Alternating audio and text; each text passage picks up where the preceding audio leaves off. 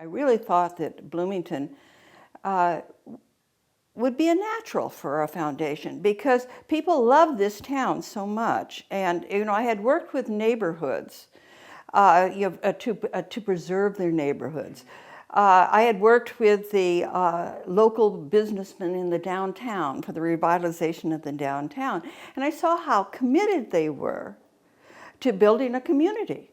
I mean, they put a lot of their own time and energy into it, and I was impressed with how much they really loved this community, and that's what made the community.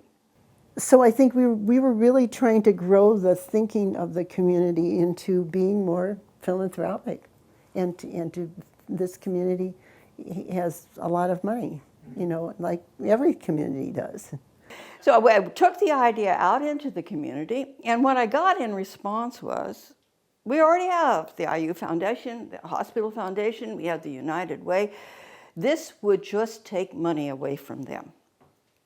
And so I didn't get any encouragement. But I think that there were a lot of skeptics that didn't think that a community of Bloomington's size would be able to build a foundation that would achieve the kind of critical mass that we would want. And we have a lot of wonderful organizations that struggle to get the resources they need. So when they hear that there's going to be a new entity that's going to also be raising money, the first instinct for a lot of folks is that going to be at my expense, my organization's expense? Clearly, the United Way was there to raise money for ongoing operating expenses for social services, but the Community Foundation was long-term planning, and it was long-term investment, and it was also engaging the community in a much broader way than it had been in the United Way.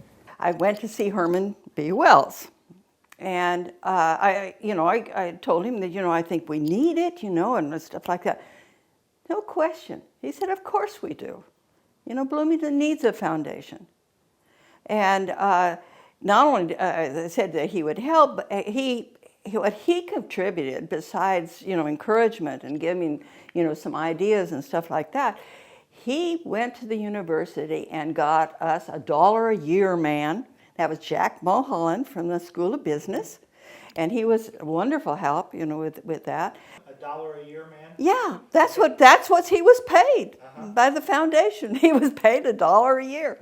Yeah, so he worked free, in other words, I think as we worked through those issues with Tommy and other people's leadership, people became very comfortable with that working model, and that's why it's been able to continue to grow. I committed from my mayor's office account $17,000 a year for several years to pay the minimum staff that we had. Kathy Wissing was the first director, and that was the only staff we had. We had the board, and we got started. I believe I first heard about it in about 1990, just after they had incorporated, and then I was approached to be chairman of the fundraising committee. And Bill Morrow was my co-chair, and there was a small group of us, and none of us knew what a community foundation really was. So we got educated slowly, and in those early times, and that early money, it was $5,000 here or $500, and if we got a commitment for $10,000, that was a really big day. That was fine, but we never could really get enough endowment. It was sort of, everybody was getting again discouraged. And I knew we needed a spark, to go beyond that. So, just serendipity. In my office walks Ilkner Ralston, an accountant. Her husband was an accountant, Bob Ralston. And she said, I want to volunteer, but I want to do something significant, and I want it to be a contribution to the community. In other words, a big job. I said, I got the job you're perfect for. And she put many years in on it and was wonderful at the contacts that those two had, helped immeasurably. And then, again, wonderful stroke of luck, Lilly Foundation decides that they're going to help foundations around the state of Indiana get started or to develop, and they came in with their big matching grants. And with that, we became truly a foundation. And soon after that, we added Monroe County because, of course, our community is larger than the city of Bloomington. We began in the infancy, and with the help of Lily and matching money, we were able to get to a number which today is almost $24.5 million. That's a good feeling to know that you played a small role in something that became so great and so important for our community. And of course, the real credit is where those gifts go and what comes back. And it's just amazing what has been accomplished. Having a foundation with the resources that are being built up in Bloomington and Monroe County, having the leadership that's looking out to what's next, really does create a tremendous asset to address problems before they really become big problems, or to seize opportunities to create an even better community for people coming up.